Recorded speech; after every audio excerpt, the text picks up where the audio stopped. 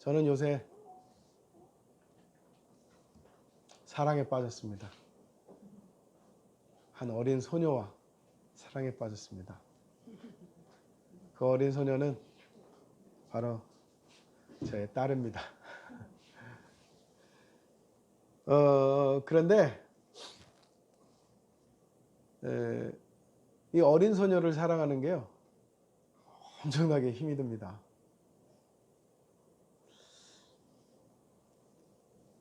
제가 우리 아이가, 큰애가 이번에 시험 기간이라 큰애 시험 공부를 도우라고, 제 아내가 도우라고 제가 아이를 이틀 동안 한번 봤어요. 근데 이틀 온전히 애를 보고서는 지금 몸살이 날 지경이에요. 첫째, 둘째 제가 잘 키웠기 때문에 뭐 애 보는 거야 뭐 하고서 애를 보기 시작했는데 웬걸요? 또 다르네. 첫째 볼 때랑 둘째 볼 때랑 또 달라요.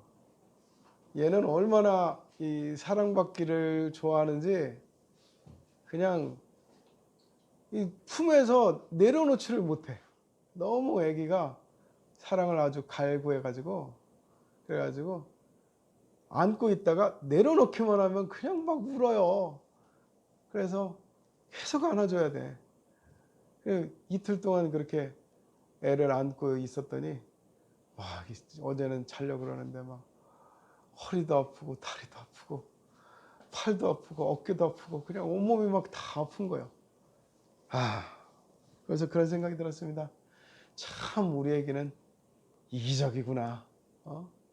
아빠가 팔이 아프건 다리가 아프건 허리가 아프건 상관하지 않고 오직 자기가 지금 기분이 좋아야 돼. 그렇게 자기 사랑해달라고 그렇게 막 울어댑니다. 그런 거 보면서 참 우리에게는 내가 이렇게 아픔을 참고서, 힘든 걸 참고서 자기를 이렇게 품에 안고 있는 것을, 이렇게 사랑해주고 있는 것을 우리 아기는 알까 하는 생각이 들었어요. 이기적으로 아기가 울거나 말거나 내가 사랑하는 걸 알아주거나 말거나, 중요한 건 내가 이 어린아이 사랑하는 것을 포기할 수 없다라는 겁니다. 왜요? 왜냐하면 언젠가는 이 아기가 내가 자신을 사랑했다라는 걸, 또 사랑하고 있다는 걸 알게 되지 않겠습니까? 그리고 그렇게 아빠가 자기를 사랑한다는 걸 알게 되면 그때 아기는 자기도 모르게 저를 부를 것입니다. 뭐라고요? 아빠라고 부르겠죠?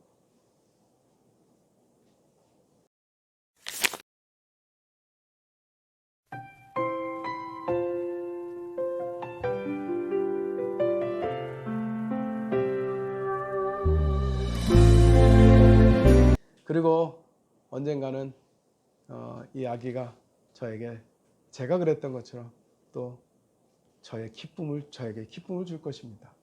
그리고 저에게 사랑한다고 고백해 주겠죠. 부모가 된다는 것은 쉬운 일이 아닙니다. 그럼에도 불구하고 포기할 수 없는 일이죠. 요즘 보니까 제 아들이 굉장히 열심히 공부를 하고 있어요. 이제 내일부터 기말고사를 하는데 시험 준비를 한 달도 전부터 하더라고요. 그렇게 시험 준비를 하는데 왜 그렇게 일찍부터 시험 준비를 하냐 그랬더니 시험 보는 게 부담이 안 되면 좋겠어요. 그리고 시험 보는 게 기분 좋은 것이면 좋겠어요. 그러더라고요. 그렇게 시험 보는 것이 왜 기분 좋은 것이 될까 했더니 시험을 잘 보고 나면 아빠 엄마가 기뻐할 것이라는 거예요. 그러면 아빠 엄마가 기뻐하는 것이 자기의 기분 좋은 일이 된다는 거예요. 그래서 그렇게 시험 공부를 열심히 하고 있다는 거예요. 이 공부하는 것이 자신을 위한 것이지만 또한 부모를 위한 것이라고 여기고 그렇게 열심히 하는구나. 그렇게 노력하고 있구나. 좋은 자녀가 되기 위해서 또 노력하고 있구나. 이런 생각이 들었습니다. 낳으면은 내 자식은 맞지만 낳았음에도 불구하고 나를 기쁘게 하지 않고 나에게 속을 썩이면 우리가 자식을 뭐라고 불러요? 원수라고 부릅니다. 원수라고. 자식인데 자식이라고 부르지 않고 원수라고 불러요. 원수도 그냥 원수가 아니에요. 왼수예요. 아유, 저 왼수. 이렇게 부릅니다. 분명히 낳았을 때는 부모가 되고 낳았을 때는 자녀가 되는데 시간이 지나면서 우리는 노력하지 않는 부모를 부모라고 안 하고 노력하지 않는 자식을 자녀라고 하지 않습니다. 결국 노력하지 않으면 부모라는 그 부름도 자녀라는 부름도 잃어버리는 것이 되는가 보다 하는 생각이 들어요. 결국 저절로 인정받는 것이 아니라 노력해야만 인정받는 것. 그것이 자연적으로 자식을 낳는 것도 그와 같습니다. 자식을 낳았다고 저절로 부모가 되는 것이 아니라 계속해서 노력해야지만이 부모가 되고 부모로서 인정받게 되고 자녀가 되었다고 해서 계속 자녀가 되는 것이 아니라 자녀로서 계속해서 노력해야지만이 인정받는 것처럼 모든 우리의 삶 가운데는 노력해야 인정받는 것이 있습니다. 하나님을 향해서는 우리가 어떠할까요? 자, 여러분, 교회에 나온 순간 우리는 무엇라 불리느냐? 성도라고 불리게 됩니다. 성도. 그것은 뭐 크게 노력하지 않아도 됩니다. 그냥 교회에 나왔는데 사람들이 다 그렇게 불러줍니다. 아이고, 아무개 성도님, 아무개 성도님. 난 아무런 노력을 하지 않았어요. 그런데 나는 교회에 나오는 순간 마치 새 옷을 갈아입은 것처럼 나는 새로운 인물이 됩니다. 새로운 인격이 됩니다. 그러나 스스로 물어보면 나 자신에게 물어보면 나는 아직 성도라고 부를 수가 없습니다. 다른 사람들은 나를 성도라고 불러주는데 나는 나 자신에게 너는 성도냐? 자신이 없습니다. 성도라는 것은요, 세상과 구별되어진 하나님의 사람들을 일컫는 말입니다. 세상과 구별되어진 하나님의 사람들. 교회에 나오면 그렇게 불러주기는 하지만 특별히 노력을 안 해도 그렇게 불러주지만 과연 내가 교회를 벗어나는 그 순간부터 사람들은 나를 성도라고 불러주고 있을까요? 그렇지 않습니다. 왜냐하면 내가 아직 아무런 노력을 하지 않기 때문입니다. 내가 밖에서도 성도라고 불리우려면 내가 어떤 노력이 있어야 돼요.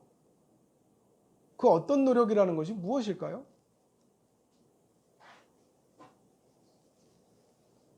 그 노력이라는 것은요, 앞서 말씀드린 것이 뭐였어요? 성도라는 것은 세상과 구별되어진 하나님의 사람을 일컫는 말이라고 했잖아요. 다시 말해서 내가 하나님의 사람이 돼야 돼요. 하나님의 사람이 되어서 세상 사람들과는 구별된 모습이 있어야 된다는 거예요. 그러려면 내가 뭘 나타내야 됩니까? 내가 하나님의 사람이라는 걸 나타내야만 해요. 내가 하나님의 사람이라는 걸 나타내지 못하면 세상은 나를 하나님의 사람이라고 알지를 못합니다. 그러면은 나를 성도라고 불러주지도 않고 성도라고 생각하지도 않게 될 것입니다. 내가 해야 되는 노력은 그래서 내가 하나님의 사람이라는 걸 나타내는 노력들을 해야 되는 거예요. 하나님의 사람이라는 걸 나타내는 노력들이 뭐예요? 내가 성도라 불리려면 최소한 기본적인 것이 뭐예요? 교회 나가야지. 교회를 나가야 교회를 나가야 하나님의 사람이구나 하죠. 첫 번째. 두 번째는 뭐예요? 교회 나와서 하나님의 말씀을 듣고 그 말씀대로 행해야죠. 행동해야죠. 그래야지 내가 하나님의 사람인 줄 알 것 아닙니까? 오늘 읽은 말씀에 보세요. 오늘 읽은 말씀 속에 하나님의 사람이 무엇이냐, 어떤 사람을 하나님의 사람이냐라고 하는 구절이 나온단 말이에요. 그 하나님의 사람이라고 하는 구절 뭐예요? 자, 3절을 봅시다. 우리가 그의 계명을 지키면 이로써 우리가 그를 아는 줄로 알 것이요. 그랬습니다. 그리고 그를 아노라 하고 그의 계명을 지키지 않은 자는 거짓말하는 자요 진리가 그 속에 있지 아니하니 누구든지 그의 말씀을 지키는 자는 하나님의 사랑이 참으로 그 속에 온전하게 되었나니 이로써 우리가 그의 안에 있는 줄을 아노라 그랬습니다. 하나님의 사람이라는 건 하나님께 속해 있는 사람을 말합니다. 하나님께 속한 사람이라는 것은 하나님의 계명을 지킨다라고 했습니다. 하나님의 사람은요, 살아가는 방식도 살아가는 모습도 세상 사람들과는 달라야 합니다. 세상 사람들과 다르지 않은 내 모습을 보고 사람들은 하나님의 사람이라고 하지 않습니다. 성도라고 하지 않습니다. 그래서 우리는 세상 속에서 내가 구별되어지게 보여줄 수 있도록 내가 노력해야 되는 거예요. 세상 사람들과 구별되어지게 노력하는 가장 근본은 바로 내가 하나님의 말씀, 하나님의 계명을 지키는 것입니다. 세상의 법과 세상의 도덕과 하나님의 법이 차이점이 뭔지 아십니까? 세상의 법과 세상의 도덕은요, 상황 속에서 주어진 것입니다. 법과 도덕이라는 것은 상황과 연결이 돼 있어요. 그 상황이 어떠냐에 따라서 절대적으로 지켜야 되는 것 아니더라는 거예요. 심지어는 사람을 죽였어도요, 어떻게 돼요? 그것이 정당방위라 내가 위험하기 때문에 위태롭기 때문에 할 수 없이 방어 차원에서 싸우다 보니까는 죽이게 되었다. 그러면은 그것을 인정을 해주는 거예요. 그것이 바로 상황 속에서의 법과 도덕이라는 거예요. 그런데요, 하나님의 계명은 어떨까요? 하나님의 계명은요, 상황 속에서 해도 되고 안 해도 되고가 아니에요. 하나님의 법, 하나님의 계명은요, 뚜렷한 기준이 있습니다. 이 기준 아래서는 무조건 해야 되는 거예요. 이 기준 아래서는. 그 기준이 뭔지 아세요? 하나님의 법도 내가 상황 속에서 할 수 있고 할 수 없는 것 아닌가? 사람들은 그렇게 많이 생각해요. 예를 들어서 이 자리에 예배에 참석한 사람들이 있지만 예배에 참석하지 않은 사람들도 있어요. 그러면 그분들은 얘기합니다.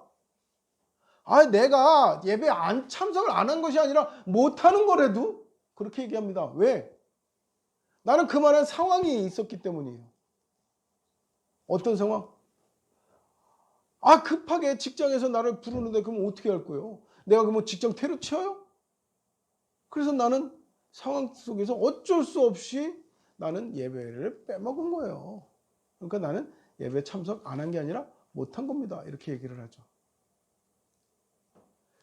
하나님의 10가지 계명 혹은 수많은 율법들 속에서 나는 이 상황 속에서 이것을 못한 거예요. 그런 기준들을 많이 만들고 있어요. 이 율법 중에는요, 주의를 어기면 안 됩니다. 안식일을 어기면 안 돼요. 그런데 옛날에 어떤 사람들은 안식일을 어겼어요. 안식일 날 갑자기 장작이 떨어졌어요. 그런데 추워요. 가족들이 오들오들 떨고 있습니다. 그러니까 어떻게 해요? 나가서 장작을 구하러 갑니다.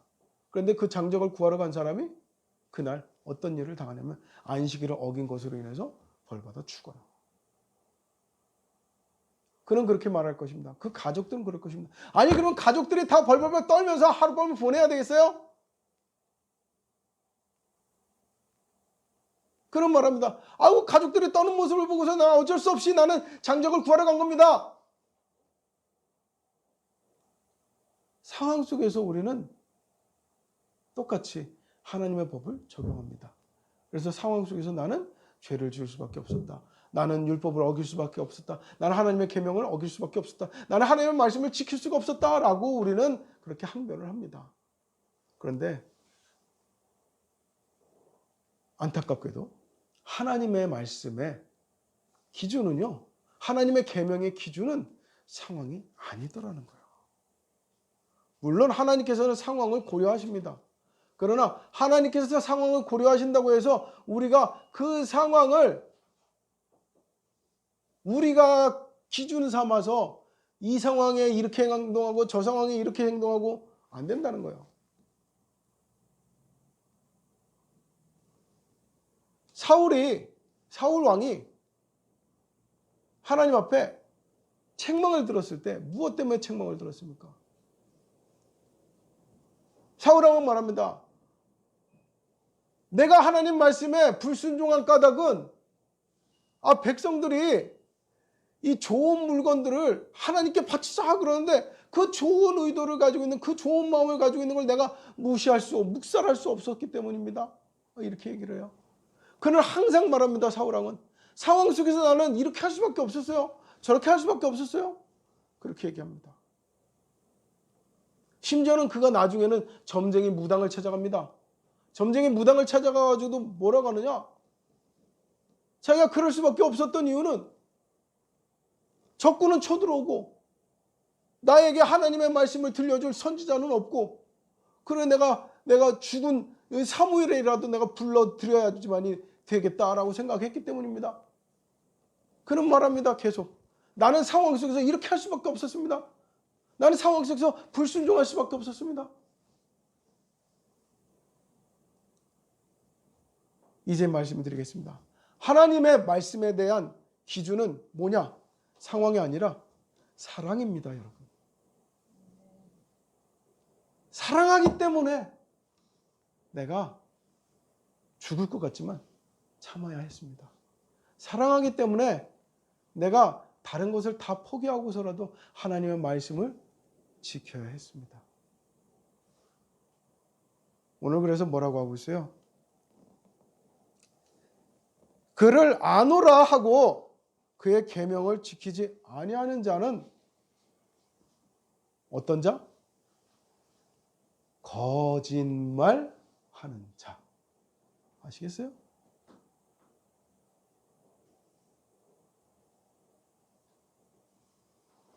왜요? 왜 그가 거짓말하는 거예요? 상황 속에서 못할 수도 있지. 상황 속에서는 못할 수 있어요. 그런데 사랑하면 할 수 있습니다, 여러분. 예를 들면 우리 아들이 어느 날 심부름을 합니다. 어떤 심부름을 하냐면 제가 이제 아들아 쓰레기 좀 버리고 와라 그럽니다. 그러면은 아들은 상황 속에서 핑계를 댑니다. 아빠 저 지금 중요한 일을 하고 있어요. 이렇게 얘기를 해요. 그러면 제가 그럽니다. 아빠를 사랑한다더니 그 중요한 일이 아빠보다 더 중요하니? 그랬더니 아들이 뭐라 그래요? 에이 사랑하죠 하고서는 버리러 갈게요 하고서 들고 가는 거예요. 사랑하지 않으면 우리는 하지 않습니다. 사랑하면 하기 싫은 것도 하기 어려운 것도 할 수밖에 없어요. 저희 조그마한 아기를 제가 사랑하기 때문에 저 조그마한 아기가 수시로 저를 에 하면서 저를 불러요. 그런데 그 아기를 위해서 젖을 먹이고요. 그 아기를 위해서요. 안아주고요. 그 아기를 위해서 들고 돌아다녀요. 하루 종일 안아주고 나서 허리가 아파 죽겠는데도 하는 겁니다. 왜? 사랑하니까. 사랑의 기준이니까. 사랑이 기준이면 합니다, 여러분. 그런데 상황이 기준이면 우리는 안 합니다. 안 해야 될 상황들을 무수히 생각하게 돼요. 아시겠어요? 오늘은 내가 힘이 드니까는 교회 못 나가. 오늘은 내가 바쁜 일이 있으니까 교회 못 나가. 오늘은 내가 친구를 만나야 되니까 교회 못 나가. 등등등. 우리는 수많은 상황들을 열거하기 시작하죠. 여러분, 사랑하지 아니하는 자는 거짓말하는 자라 그랬습니다. 내가 하나님 앞에 상황을 열거하고 있는지 아니면 내가 하나님 앞에 거짓말을 하고 있는지 오늘 이 말씀을 통해서 우리 스스로를 되돌아보기를 바랍니다. 나는 하나님 앞에 거짓말하고 있는 자인지 하나님 앞에 정말 사랑함으로써 내가 하나님의 사람이라는 것을 드러내고 나타내려고 하는 사람인지 말입니다. 하나님의 사람은요, 하나님을 사랑하는 자입니다. 하나님을 사랑하는 자는요, 그 사람의 삶 가운데 그 사랑이 기준이 되어서 하나님의 말씀을 따르고 하나님의 말씀을 실천하고 하나님의 말씀을 지키면서 살아갑니다. 하나님의 말씀을 지키려고 노력하면서 살아갑니다. 그러다 보니까 사람들은 저 사람은 정말 하나님의 사람이구나, 구별되었구나 하고 깨달아 알게 됩니다.